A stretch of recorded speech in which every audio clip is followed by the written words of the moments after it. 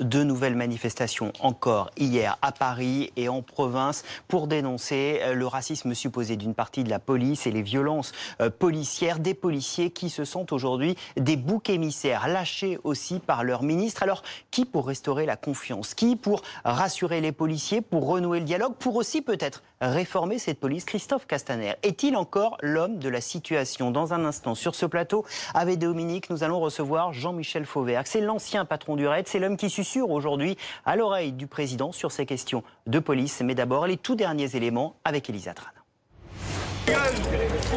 Des menottes jetées au sol pour montrer leur colère. Là, on nous insulte, et ben nous, on a décidé d'être là.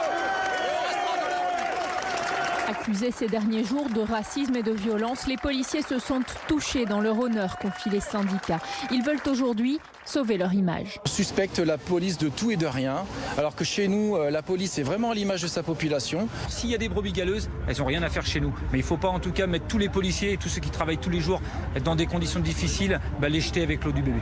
En annonçant la fin de la méthode d'interpellation dite par étranglement, Christophe Castaner a attisé leur colère. Ils ont le sentiment que les décisions sont prises sous la pression de la rue, sans concertation avec les acteurs de terrain. Ça sous-entend qu'on a affaire à des fonctionnaires qui ne se maîtrisent pas lorsqu'ils procèdent à des interpellations.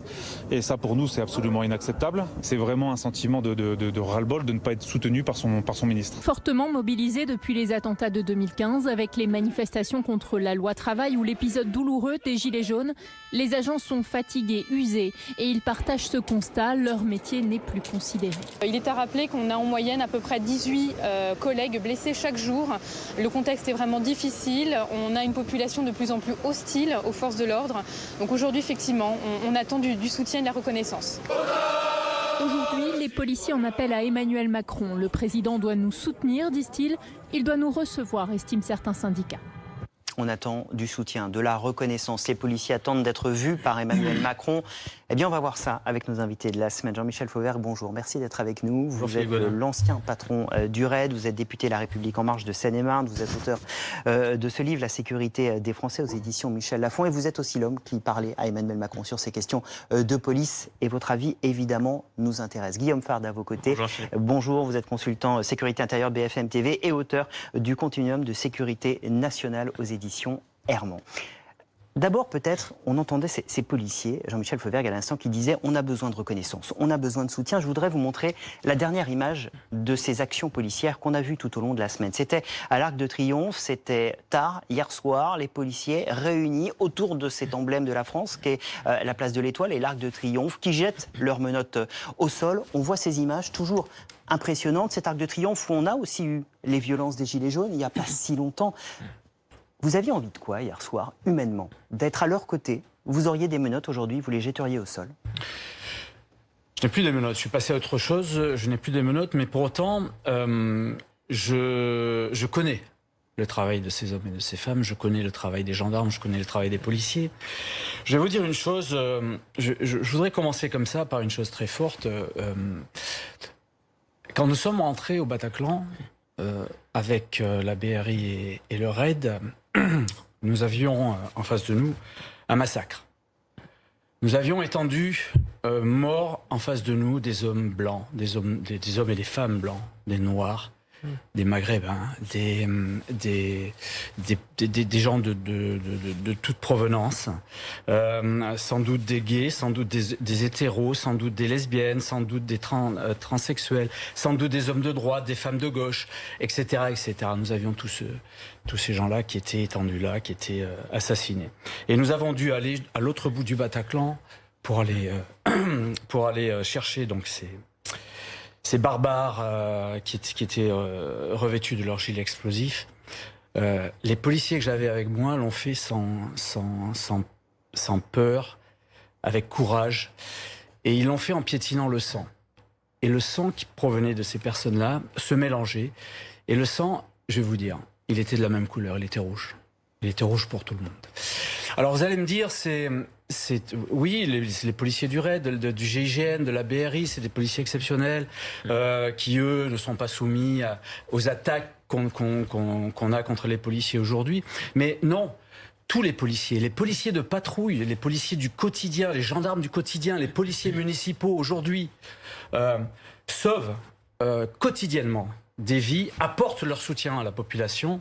Et ces policiers-là représentent l'institution, une institution qui est loin d'être raciste, qui est une institution qui est un creuset d'intégration. Dans la police nationale, comme dans la gendarmerie nationale, vous avez des classes préparatoires intégrées pour intégrer des jeunes étudiants, des boursiers, des jeunes venus de toute la diversité et qui vont intégrer la police. Comment pourrait-on croire qu'une fois qu'ils ont intégré la police et qu'ils ont fait leur classe dans les écoles de police, comment pourrait-on croire qu'ils en sortent racistes, qu'ils en sortent xénophobes et qui vont s'opposer à la population? Jean-Michel Fauvergue, vous la comprenez, leur colère? Après les propos du ministre, quand même? Oui, la colère des policiers. Après les propos du ministre? Alors, je comprends la colère des policiers d'une manière générale. Je ne rajouterai pas après les propos du ministre. Je comprends la colère des policiers. Je l'ai toujours compris, cette colère. Est-ce que ces propos étaient bienvenus? Est-ce que ces propos du ministre étaient bienvenus? Je comprends cette colère vis-à-vis de ceux qui organisent, pas forcément ceux qui participent, et en particulier pas les jeunes qui participent aux manifestations, mais ceux qui organisent ces manifestations racialistes, qui font partie de mouvements identitaires ethniques, de groupuscules violents anti-système. C'est ce qu'on a vu aussi à la fin des manifestations des Gilets jaunes. On est en ce moment dans une même situation, c'est-à-dire dans un reflux de l'autorité, dans une contestation de l'autorité, mais même plus que ça, on est dans un renversement des valeurs, et c'est ça que le président...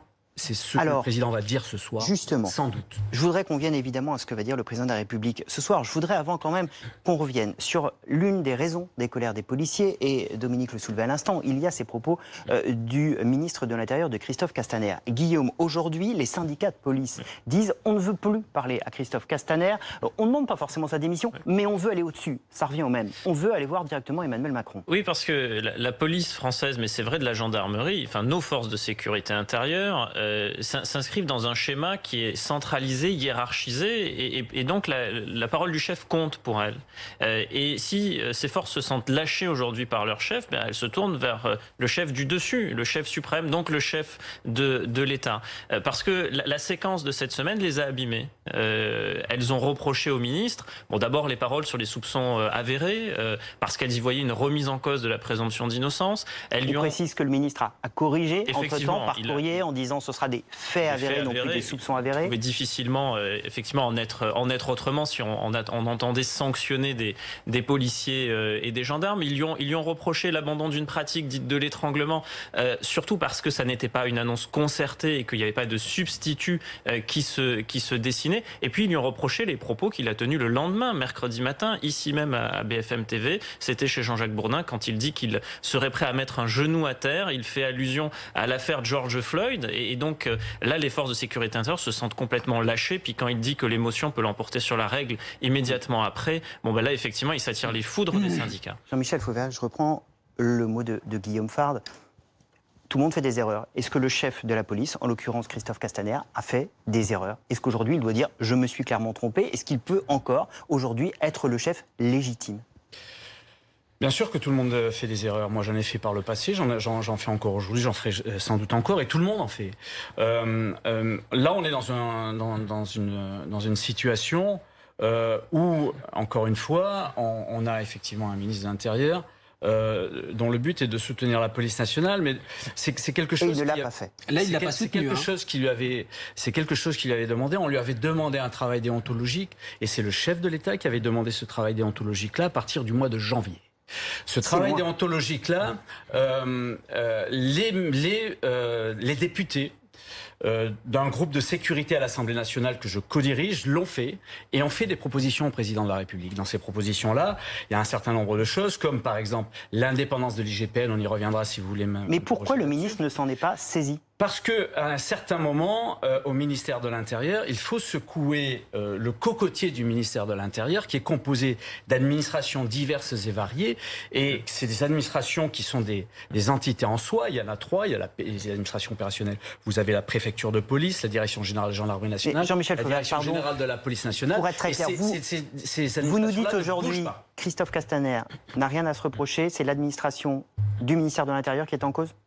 Écoutez, je ne suis pas là pour faire le procès d'un tel ou d'un tel. Moi, je suis là pour vous dire que la police nationale a besoin de réformes profondes. La police et la gendarmerie, les forces de sécurité ont besoin de réformes profondes. Ces réformes profondes, on ne les a pas attaquées. Elles seront sans doute attaquées dans le livre blanc. Il faut continuer à travailler là-dessus, mais il faut y aller urgemment, de manière urgente. Et il y a une chose qui est très qui a été dite et qui est très juste.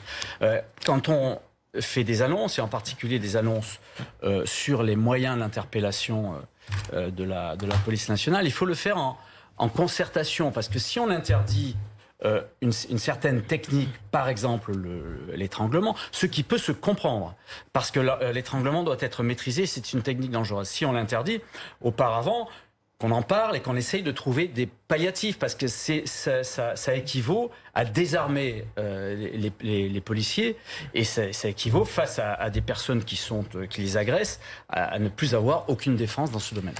Jean-Michel Fauvergue, vous venez de dire il faut secouer le cocotier de ces administrations qui ne bougent pas. Qu'est-ce que ça veut dire, ça ? Je vais vous expliquer juste après. Vous avez trois administrations opérationnelles qui passent ils font pas leur boulot. Se regardent, qui se comparent. Si elles font leur travail, mais le travail de réforme, le travail pour rentrer dans la police du XXIe siècle, on n'a pas encore fait, que les gens avant nous n'ont jamais fait, qui dure depuis des années et des années, n'a pas été fait. Il faut travailler sur la réforme des forces de sécurité, de la police nationale, la gendarmerie nationale, pour avoir des réponses fortes. Savez-vous que si vous rajoutez le nombre de policiers et de gendarmes avec les réserves, on est un pays qui est le plus important par nombre d'habitants 350 000 de policiers. Donc à un certain moment, il faut faire un bilan des choses, savoir où sont ces policiers, savoir ce que le budget de la police nationale, c'est 11 milliards d'euros. Le budget de la gendarmerie nationale, c'est 9 milliards d'euros. On l'a augmenté d'1 milliard d'euros depuis 2017. Il faut savoir où cet argent est et comment peut-on travailler sur le terrain et voir des policiers sur le terrain et soutenir les policiers sur le terrain. Guillaume Fard, Jean-Michel Fauvergue, quand vous parlez dans votre ouvrage de la continuum de la sécurité intérieure, c'est aussi se projeter vers l'avenir de ce que sera la police et de la réforme qu'évoquait à l'instant Jean-Michel Fauvergue. On a eu les Gilets jaunes, ça a duré plus d'1 an. On a dit qu'il faut réformer la police. On a dit qu'il y a des techniques qu'il faut peut-être revoir, le plaquage ventral, la clé d'étranglement. Là, la clé d'étranglement, c'est terminé. On a l'impression que tout ça demande un temps infini. Alors, il y a la lourdeur de l'administration, c'est ce que vous nous dites, mais qu'est-ce qu'il y a d'autre? Parce que les syndicats nous disent, eux aussi, ils veulent bien changer. Mais il y a un moment, on a l'impression que personne ne dirige rien. Le ministère de l'Intérieur est un ministère de l'urgence, un ministère du temps court. Et il a du mal à être un ministère du temps long, c'est-à-dire un ministère de la projection qui regarde devant lui, qui regarde à 10 ans, à 20 ans et qui pense son avenir. Et toute la difficulté du ministère de l'Intérieur, c'est de penser à la fois le court terme et le long terme. Et le ministère de l'Intérieur, depuis 2017, il a été pris dans le court terme. Vous le disiez, les Gilets jaunes. Puis ensuite des manifestations, notamment pour les retraites. Puis la crise du Covid-19 et ainsi de suite. Mais sauf qu'il faut qu'il se projette. Il ne peut pas rester sans se réformer. Jean-Michel Fauvergue l'a dit. Donc il y a ce livre blanc. Ce livre blanc, c'est quand même 18 mois de concertation. Ça a été mené avec beaucoup de sérieux. Laurent Nunez s'y est personnellement investi, il l'a relu. Il doit paraître début juillet. Et donc la question, c'est qu'est-ce qu'il y a devant?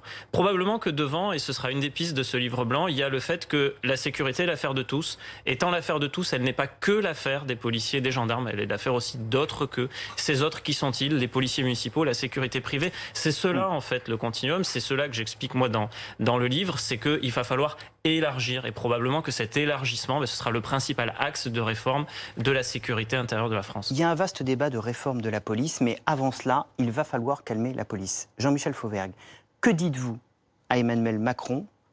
Quel conseil lui soufflez-vous? On ne va pas vous demander vos conversations intimes avec le président de la République, mais que lui conseillez-vous pour ce soir? Quels mots doit-il employer pour calmer la colère de la police? Je vais vous répondre, mais avant, je veux revenir sur le continuum de sécurité. Je ne peux pas laisser passer ça sans intervenir. Le continuum de sécurité, ça fait partie d'un rapport que j'ai co-rédigé avec Alice Thoreau, députée de la Drôme. On a fait des propositions. C'est un rapport qu'on a rendu en 2018, en septembre 2018. Depuis, il ne s'est pas grand-chose. Ça faisait partie effectivement à ce à quoi je pensais quand je disais la lenteur. Emmanuel Macron dit quoi ce soir pour calmer la colère des policiers?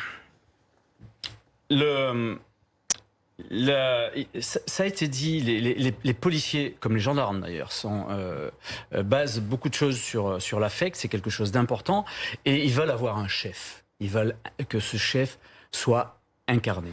Et là, en s'adressant à Emmanuel Macron, ils vont effectivement rechercher ce chef, le chef suprême, le chef de tout le monde, le président de tous les Français. Il faut... Emmanuel Macron doit...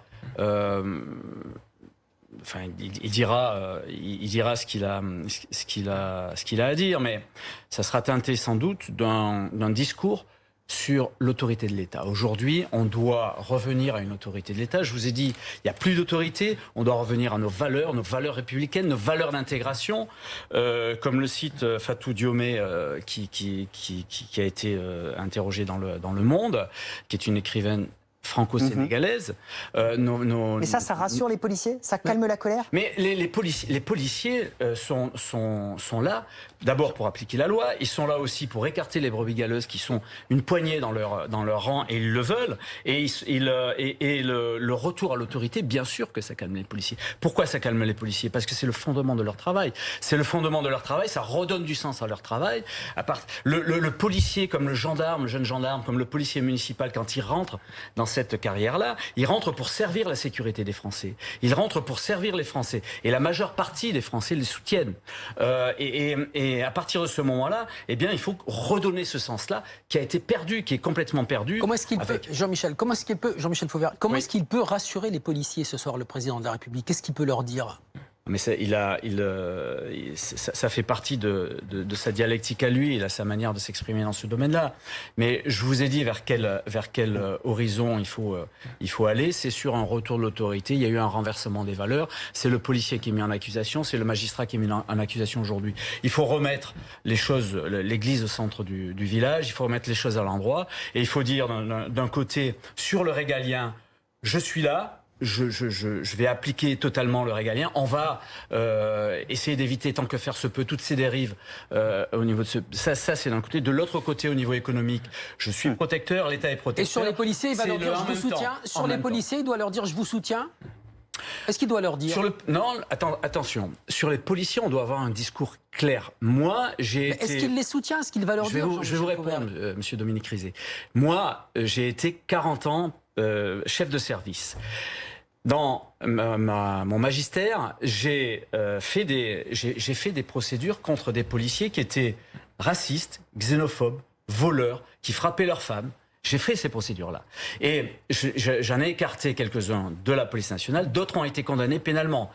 Donc, on est sur un discours qui est un discours à la fois d'intransigeance pour ces représentants de l'autorité de l'État. Il faut continuer ça, mais les policiers l'entendent, ça.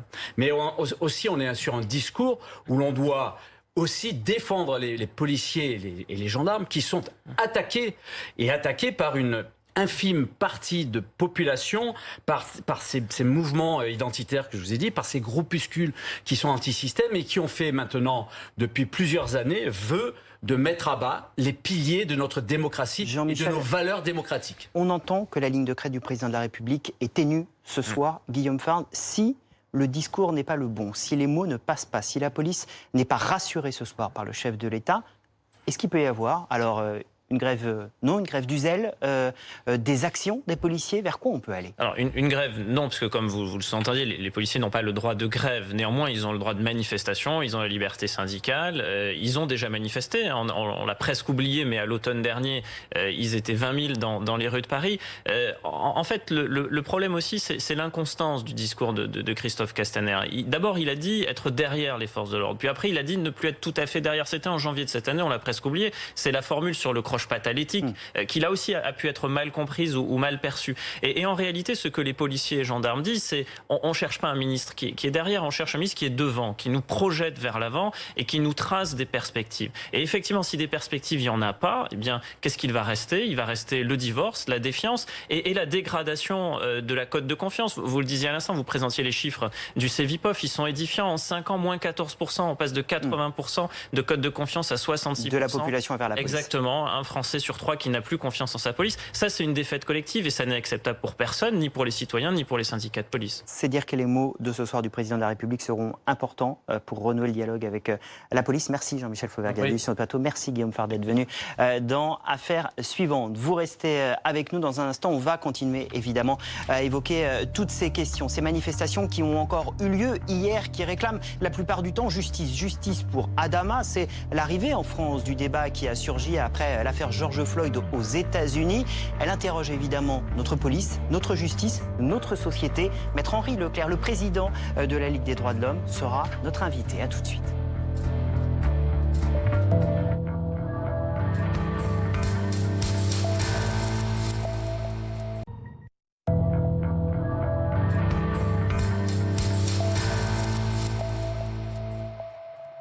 Soyez les bienvenus si vous nous rejoignez sur BFM TV. C'est la suite d'Affaires suivantes, votre magazine qui chaque dimanche décrypte l'actualité police, justice. Des milliers de personnes encore hier, une fois dans la rue à Paris, mais aussi en province. Manifestation à l'appel hier du comité justice pour Adama Traoré. L'affaire George Floyd qui continue d'ébranler notre société et qui se répercute en France. Défiance envers la police, accusée parfois de racisme, de violence. Alors, comment renouer le dialogue? C'est toute la question. Comment éviter que notre société ne se fracasse? On va en débattre avec notre invité, avec Dominique. On a le plaisir de recevoir Maître Henri Leclerc, président de la Ligue des droits de l'homme. Ses réponses dans un instant, mais d'abord les images de la semaine, les images de ces manifestations hier avec Alexia Prunier.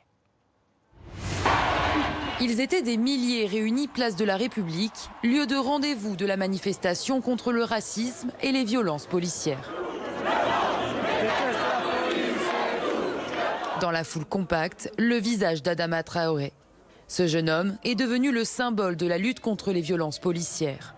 4 ans plus tard, tous réclament justice. On doit demander la vérité parce que c'est inacceptable d'accepter que des personnes meurent pour rien. Assa, la sœur du jeune homme, a aussi fait entendre sa colère. Ce qui se passe aux États-Unis, il se passe exactement la même chose en France. Nos frères meurent ici sur le camion. Je ne pourrais pas citer tous les noms. Il y a des jeunes qui meurent tout le temps en France. Et ça, il faut le dénoncer. Point levé, les manifestants ont écouté tour à tour les prises de parole et les témoignages avant de vouloir se diriger vers la place de l'Opéra. Mais rapidement, ils sont cernés et bloqués par les forces de l'ordre. Face à cette interdiction de défiler, le ton monte.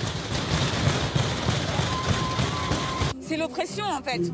On dit qu'on est en démocratie, que tout le monde a la liberté d'expression, mais c'est faux. Finalement, après plusieurs heures de confrontation, la foule est dispersée par les forces de l'ordre. Avec près de 15 000 manifestants selon la préfecture, pour cette 3e manifestation, ce mouvement semble s'installer.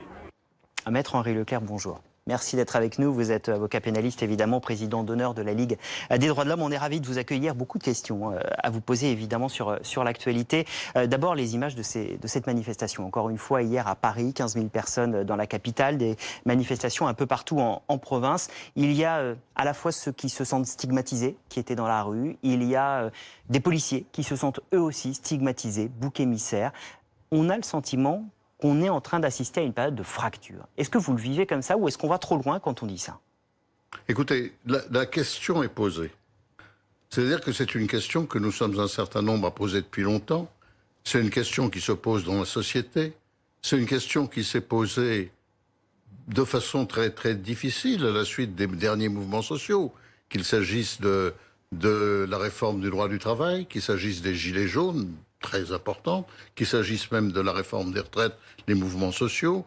Donc le problème des rapports à la police s'est posé dans les manifestations. Il s'est posé aussi, mais là par contre, ça fait très longtemps qu'il se pose dans la vie quotidienne. C'est-à-dire que dans leur mission de maintien de l'ordre, il semble que dans un certain nombre de situations, les policiers sont mis en cause. Alors, l'affaire de George Floyd, bien entendu, a réveillé cela, puisque des problèmes un peu identiques se posent aux États-Unis. Ça dépend des États, ça dépend bien. Mais donc ça a réveillé quelque chose, avec en fait c'est vrai, une affaire en France qui n'est pas élucidée. Et là, permettez-moi de vous dire que c'est la justice que je mets en cause. 4 ans que cette affaire dramatique s'est passée sans qu'on en bouge. Moi, j'ai d'autres exemples identiques. Et c'est d'ailleurs, et on se faisait la remarque avec Dominique, la première manifestation dont on a beaucoup parlé, qui a réuni plus de 20 000 personnes mardi, il y a 8 jours. 25 000 personnes, dit la police. Pour Adama Traoré, pour réclamer justice, ne s'est pas faite, et on se le disait avec Dominique, devant un commissariat. Elle se fait devant le tribunal de grande instance. Oui. Est-ce que c'est la justice, finalement, qui devrait être accusée pour sa lenteur dans cette affaire ? Bien sûr, mais bien sûr. Mais bien sûr. Il est évident qu'il y a il y a des problèmes de police dont on va parler. Mais il est évident qu'à mon avis, il y a des problèmes de justice. Alors, je n'accuse pas les juges parce que c'est trop facile. Je dis que leurs moyens sont tellement insuffisants. Le budget de la justice est tellement faible qu'effectivement, la justice fonctionne mal. Car la justice aurait justement pour principale fonction de rendre juste la force de la loi, c'est-à-dire de résoudre ces problèmes très rapidement. Mais dans ce genre d'affaires, moi j'ai des exemples, je pourrais vous en citer 10, mais j'ai une affaire, qui est l'affaire Hajimi. Pas si vous vous en souvenez. Hajimi est un garçon qui a été arrêté un peu dérangé, qui avait des problèmes, qui avait tapé sur la vitre d'une banque, etc., qui a été arrêté par la police locale, par la BAC, la brigade anticriminalité, à Grasse. Les symptômes dans cette affaire sont exactement les mêmes que ceux dans l'affaire Traoré ou que ceux dans les symptômes, ce qu'on constate, ou ceux dans l'affaire George Floyd. C'est-à-dire un homme écrasé sur le plan ventral, etc. Et il meurt quand il arrive au commissariat de police, il meurt. Bien. Il a fallu plus de 4 ans pour qu'on finisse avec une réticence, des dénégations, un refus de poursuivre, des non-lieux, arriver enfin. Au bout de cette période, les policiers ont fini par être condamnés à de lourdes peines avec sursis. Bon, mais quand j'ai plaidé cette affaire devant le tribunal, les policiers étaient encore en fonction. Voilà. Maître, une question sur l'affaire Adama Traoré. Pensez-vous que ce serait une bonne chose que les gendarmes comparaissent devant un tribunal ? Écoutez, je ne connais pas cette affaire. Je ne la connais que parce que j'en ai lu dans la presse. Et quelle que soit la confiance dans les journalistes, je ne peux pas me faire une conviction totale parce que Est-ce que ça calmerait les choses ? Est-ce que ça pourrait calmer les choses ? Mais certainement. Mais bien sûr, moi c'est ce que je souhaite. Je souhaite qu'on finisse par avoir un débat public. Vous savez, j'ai été l'avocat du petit Rémi Fraisse qui a été tué sur le barrage. Et là aussi, on refuse un débat public. Mais enfin, il faudrait comprendre les raisons pour lesquelles on ne poursuit pas un policier qui a abattu d'une grenade dans le dos un jeune homme. Bon, alors, il y a des raisons. C'est un gendarme. Un gendarme, oui. Mais il y a des raisons. C'est actuellement devant la Cour de cassation. Je n'irai pas plus loin, je ne vais pas vous plaider mon affaire. Mais il est évident qu'un débat public permettrait, y compris, de comprendre pourquoi on exonère la responsabilité.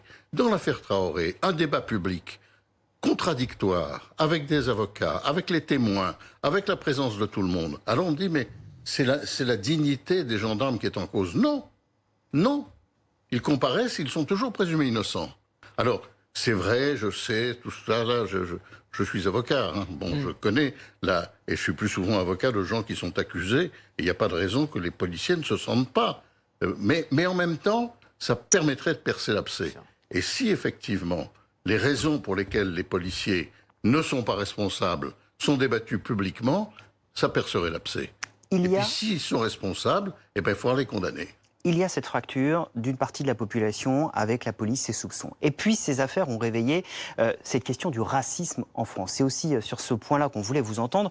On a vu hier dans la manifestation Place de la République tous ces gens réunis pacifiquement, ça s'est globalement bien passé. Et puis il y a eu Génération Identitaire, groupuscule d'extrême droite qui a sur le toit en face de la Place de la République mis cette banderole, on la voit à l'antenne, qui dénonçait le racisme anti-blanc. C'est un thème qui a été repris cette semaine par Marion Maréchal Le Pen. Je voudrais qu'on l'écoute et que vous nous donniez votre sentiment après. Je considère que je n'ai pas à m'excuser en tant que blanche et en tant que française. Vous voyez à quoi on en est réduit en devant se positionner de la sorte. Je n'ai pas à m'excuser pour la mort d'un Afro-Américain aux États-Unis. Je n'ai pas à m'excuser pour la mort d'un délinquant, Adama Traoré, une mort accidentelle qui a eu lieu à la suite d'une interpellation qui n'était pas liée, c'est important de le rappeler, à sa couleur de peau, mais au crime qu'il aurait commis, lui d'ailleurs, et une partie de sa famille, manifestement. Marion Maréchal refuse de s'excuser en tant que blanche. Je ne lui demande pas de s'excuser en tant que blanche, c'est absurde. Je demande à la justice de passer. C'est là le problème. C'est pas à Mme Maréchal Le Pen qu'on demande quelque chose. Elle dit ce qu'elle veut. C'est bêtise, mais c'est ce qu'elle veut. En revanche, la justice a besoin de dire quelque chose, c'est-à-dire de rendre une décision dans cette affaire. Mais est-ce que ce sentiment de racisme anti-blanc, ce sentiment de racisme contre les Noirs est en train de monter? Est-ce que vous le craignez? Non, le racisme anti-blanc, ça ne veut rien dire.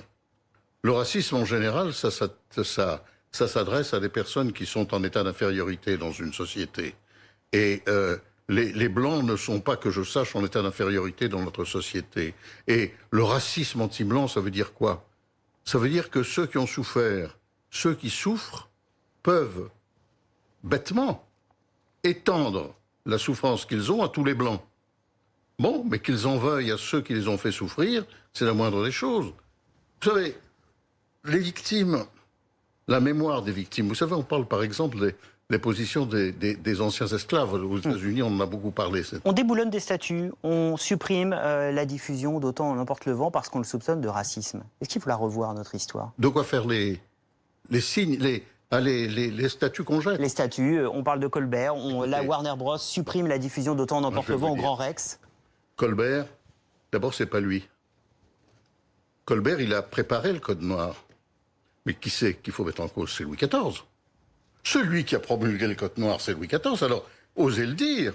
Mettez en cause Louis XIV. Ces débats n'ont pas de sens. Le roi Soleil, qu'on débaptise le ciel Louis le Grand, etc. Bon, c'est Louis XIV qui a mis ça en place. C'est quand même très important, évidemment. C'est atroce, le Code noir. Le Code noir, ça légalisait une absence totale de loi avant. Ouais. C'est-à-dire que les pouvoirs étaient absolus, etc. Le 1685. A essayé de réglementer, oui, absolument. En même temps, d'ailleurs, le même Colbert préparait l'ordonnance sur la justice pénale, atroce, la grande ordonnance qui a régné au XVIIIe siècle. Il a préparé des choses horribles. Il a fait des choses très bien, Colbert aussi. Bon, mais il a fait des choses horribles. L'histoire est complexe. L'histoire est complexe. Et moi, bon, détruire, c'est vrai que le fait qu'il y ait des statues du maréchal Bugeaud, ça fait un peu mal, quoi. Et puis qu'il y ait des grillés comme celui qui a été mis à la mer en Grande-Bretagne, c'est vrai que ça fait un peu mal. Mais enfin, arrêtons, parce que Jules Ferry, vous savez, on en parle, j'ai entendu Mona Ozouf, c'était formidable ce qu'elle a dit. Jules Ferry, c'est un des plus grands républicains qui a construit la République. C'est vrai qu'il a fait le colonialisme, c'est vrai qu'il était très colonialiste et qu'il était raciste. Mais elle racontait cette histoire que je trouve merveilleuse quand un petit enfant en Algérie, il assistait à une classe en Algérie. Il avait créé les écoles en Algérie, c'est pas mal quand même. Et il demandait au petit enfant qu'est-ce que c'est pour toi la France? Le petit enfant répondait c'est notre mère. Et sur son journal intime, il mettait pauvre petit perroquet. Il aurait dû dire c'est notre marâtre. Maître, il faut aujourd'hui écrire l'histoire de demain. Et il nous faut peut-être des nouveaux outils. La porte-parole du gouvernement, Sibeth Ndiaye, dans Le Monde, dit « Il faut rouvrir un débat apaisé, je la cite, sur la question des statistiques ethniques ». Y êtes-vous favorable ou non? Je suis très réservé, mais c'est un sujet de débat. Voilà. Je suis très réservé parce que les statistiques ethniques prennent très en compte des solutions. Les gens s'intègrent. Les gens, certes, ils conservent quelquefois leur nom, quelquefois leur religion, mais ils s'intègrent dans la société. Alors, ces statistiques ethniques, c'est les statistiques au moment de l'arrivée. Et je suis très, très préoccupé qu'on range les gens dans des catégories. Il n'y a pas de discrimination. Les citoyens sont tous égaux, quelle que soit la couleur de leur peau, quelle que soit... qu'est-ce que c'est qu'une ethnie? Cette ethnie, c'est la France. Ça, c'est un rêve, maître. C'est un rêve. Oui, je ne crois pas tellement aux statistiques ethniques, mais là, je suis tout à fait d'accord pour qu'on prenne le débat.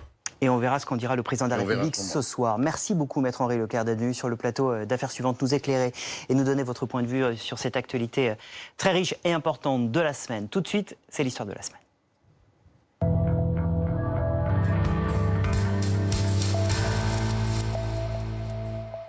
Et c'est une histoire digne d'un scénario de film. Le titre, L'énigme du squelette. Le verdict a été rendu vendredi devant les assises de Caen.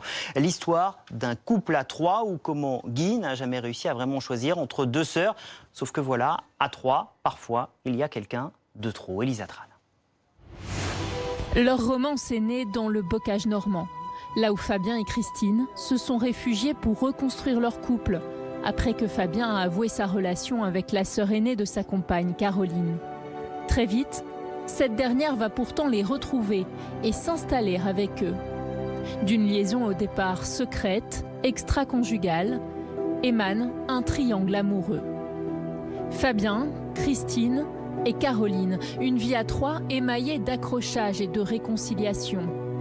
Jusqu'en mars 1998. À partir de cette date, plus personne ne croise Christine. Sa disparition n'inquiète pourtant pas Caroline. Selon elle, sa sœur a l'habitude de partir et revenir sans prévenir. Et puis Christine n'a d'ailleurs pas vraiment disparu, puisque des documents sont signés à son nom. Certificat d'immatriculation, vente de sa maison ou papier de succession à la mort de sa mère. Fabien et Caroline, eux, poursuivent leur histoire au Canada, mais leur relation va se dégrader. À leur séparation en 2010, Fabien brise le silence et livre sa version autour de la mystérieuse disparition de Christine. Il envoie une lettre au procureur et aux gendarmes de Caen dans laquelle il accuse Caroline d'avoir tué sa sœur. Face aux enquêteurs, celle-ci désigne à son tour Fabien comme l'assassin de sa sœur. À cette époque, aucune trace du corps. Ce n'est que 4 ans plus tard, en juin 2014 dans le Calvados, que le squelette de Christine est retrouvé enterré au pied d'un vieux pigeonnier, nu, les mains croisées dans le dos, moulé dans un sarcophage de chaux.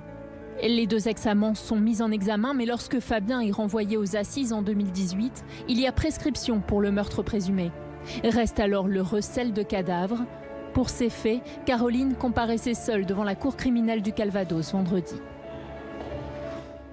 Et invité d'affaires suivante, Maître Éric Gaillard. Bonjour, merci d'être avec nous. Depuis Caen, vous êtes avocat au barreau de Caen. Vous avez défendu Caroline, qui a donc été acquittée du recel de corps, comme on vient de le voir dans ce sujet. On a évidemment envie de comprendre avec vous comment tout ça fonctionnait, ce trio qui évidemment interroge. Alors pour répondre, bonjour tout d'abord, pour répondre à votre question, effectivement je suis avocat au barreau de Caen depuis une dizaine d'années, après avoir une carrière professionnelle dans différentes d'autres activités. Bon, il s'est avéré que voilà, j'ai estimé qu'il était possible pour moi et j'avais envie de rejoindre le barreau, cette belle profession.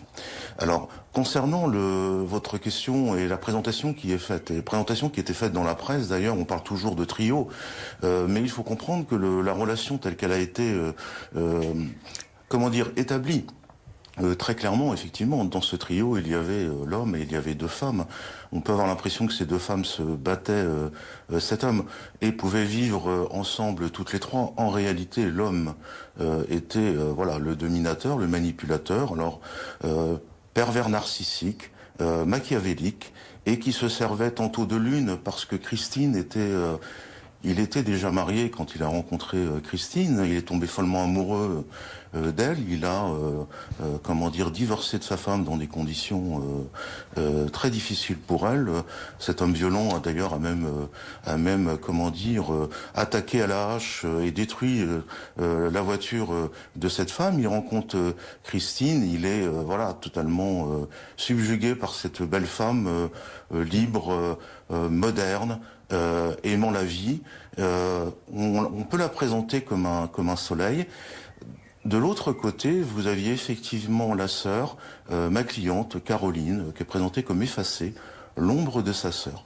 Lorsqu'on parle du trio, en réalité, cet homme tirait les ficelles de ces femmes. C'est-à-dire que quand Christine acceptait d'être présente, on n'avait plus besoin de Caroline. Quand Christine, qui était très libre et déjà, aussi soumis à cet homme manipulateur, s'enfuyait, essayait de retrouver sa liberté, peut-être aussi pour aller rencontrer d'autres hommes.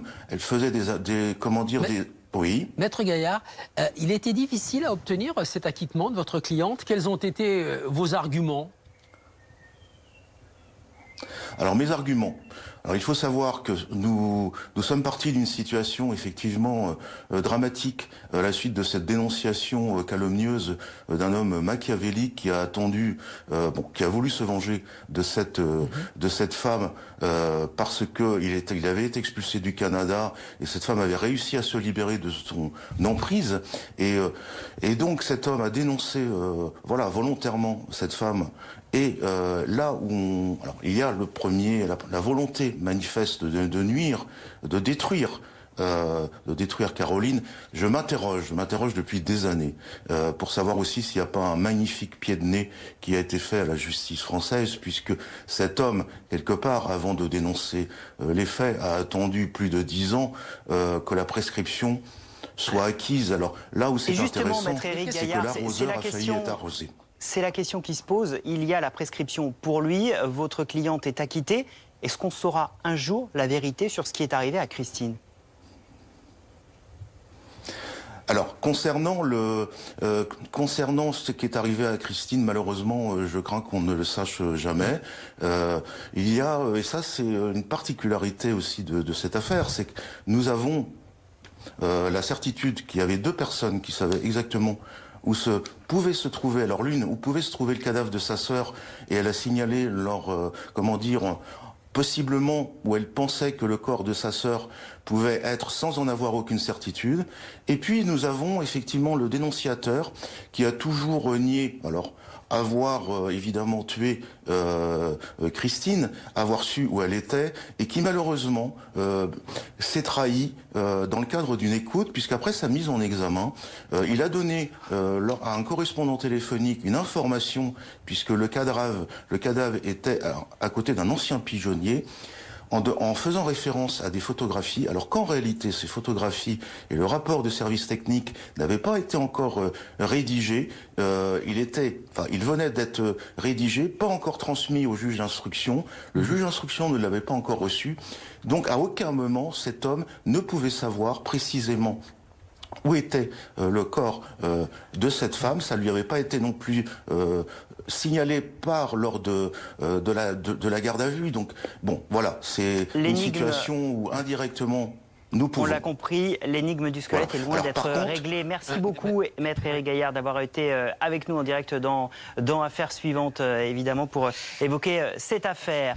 Dominique, un petit mot pour dire quand même que vous avez un podcast qui sort jeudi, un deuxième épisode. Absolument. Le premier, c'était les parents d'Alexia Daval qui racontaient comment Jonathan Daval avait avoué à la maman d'Alexia dans le cabinet du juge le meurtre d'Alexia Daval. Et le deuxième qui sort jeudi, qu'on a fait avec Fabien Andriana Rissoa. On revient sur l'affaire Grégory et notamment sur l'instant où Bernard Laroche est tué par Jean-Marie Villemain, le père de Grégory. Et c'est Marie-Ange Laroche qui nous raconte cet instant où tout a basculé. L'instant où le podcast absolument à découvrir sur le site de bfmtv.com. Avec Dominique, on vous donne rendez-vous évidemment la semaine prochaine. Passez un bon dimanche sur BFM TV.